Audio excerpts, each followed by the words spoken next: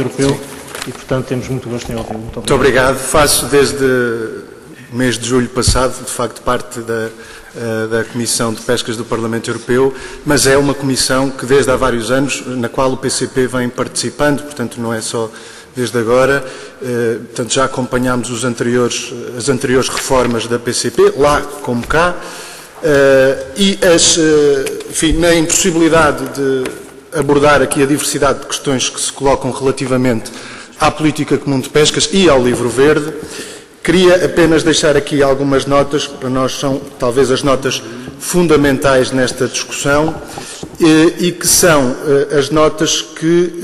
estão na base de um conjunto grande de propostas de alteração que fizemos ao relatório que penso que nos vai ser apresentado aqui da parte da tarde. Fizemos cerca de 5 dezenas de propostas de alteração, às quais faria uma referência breve, havendo tempo, não havendo, talvez possa ficar para a parte da tarde. A nossa apreciação do livro verde, e no sentido mais amplo, de uma política comum de pescas, tem como pano de fundo 3 eixos fundamentais, que são, em primeiro lugar, aquele que deve ser o objetivo de uma política de pescas, o primeiro objetivo de uma política de pescas, ele já aqui foi referido, nomeadamente na intervenção inicial, que é o abastecimento público de pescado, o equilíbrio da balança alimentar, questões de soberania alimentar. Portanto, este é o primeiro objetivo, o primeiro grande eixo que inspira a nossa apreciação desta questão. Um segundo eixo, que é o desenvolvimento, a importância da pesca para o desenvolvimento das comunidades costeiras, a importância da promoção do emprego, da melhoria das condições de vida dos pescadores. E um terceiro eixo que temos presente nesta análise é a evolução do setor no plano nacional nestes últimos anos e a situação que podemos considerar ser uma situação de grave crise. Portanto, estes são os 3 eixos fundamentais que inspiram a nossa análise, naturalmente que articulados com uma outra questão, que é a sustentabilidade dos recursos helióticos.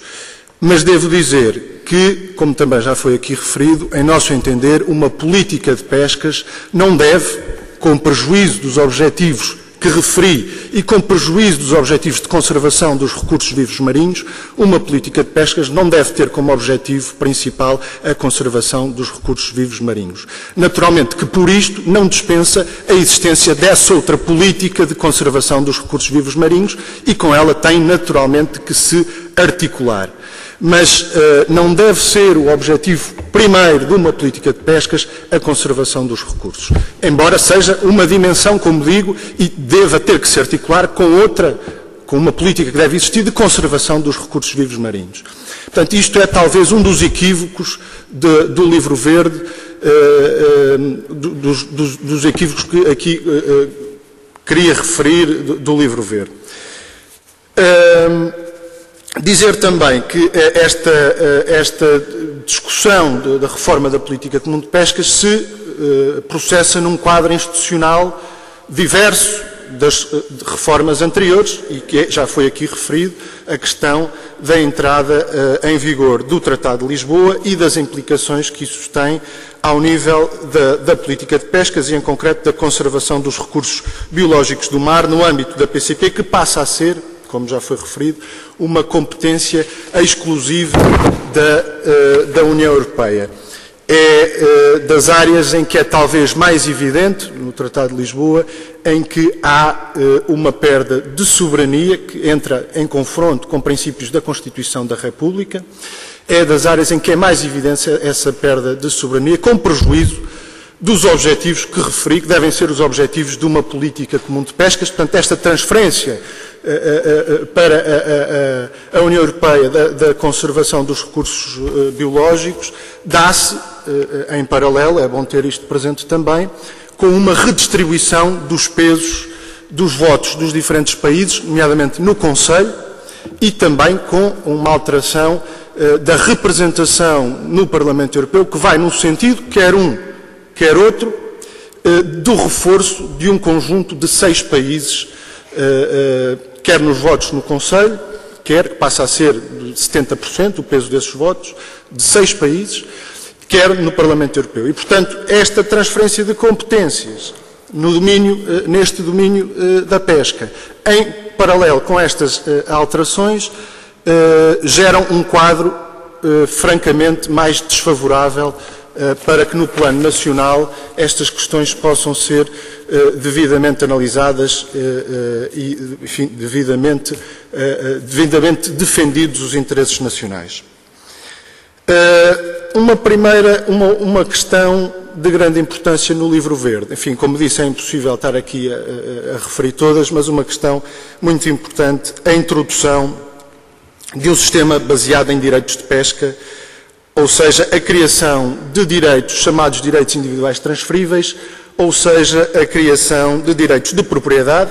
privados para acesso à exploração de um bem que é público. A aplicação da gestão baseada em direitos de pesca, mesmo que apenas a uma parte das frotas, no maior número de países, é esta a intenção, para posteriormente centralizar num mercado único de direitos de pesca a nível da União Europeia, eventualmente até visando a sua transação desses direitos em bolsa. Os objetivos são claramente assumidos pela própria Comissão Europeia, originar a compra de direitos em grande escala, o que resultará numa concentração, isso é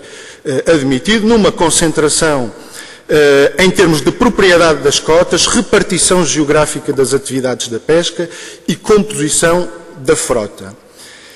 A concentração dos direitos de pesca por entidades com grande poder económico ou financeiro, ao nível nacional e ao nível da União Europeia, a relocalização dos direitos de pesca ao nível nacional e ao nível da União Europeia, a colocação em causa do princípio da estabilidade relativa e do seu papel na manutenção da viabilidade das já frágeis comunidades pescatórias dependentes do setor, o aumento dos custos adicionais envolvidos, que constituiriam desincentivos aos investimentos em embarcações, nas artes de pesca, na segurança e nas condições de trabalho. Estamos, como digo, em presença da apropriação privada de um bem público, que não garante, ao contrário do que a Comissão pode querer dar a entender, não garante a redução e concentração de direitos de pesca em alguns operadores não significa necessariamente uma redução do esforço de pesca, apenas a concentração da exploração dos recursos helióticos. A intenção expressa pela Comissão Europeia de introduzir um sistema baseado no comércio dos direitos de pesca é uma questão da maior importância na medida em que vai ao cerne da soberania dos Estados e da gestão e propriedade da exploração de um recurso natural, isto é, a comercialização de licenças, dias de pesca ou cotas conduzirá necessariamente, como digo, à apropriação e concentração privada dos direitos de acesso à exploração de um bem público,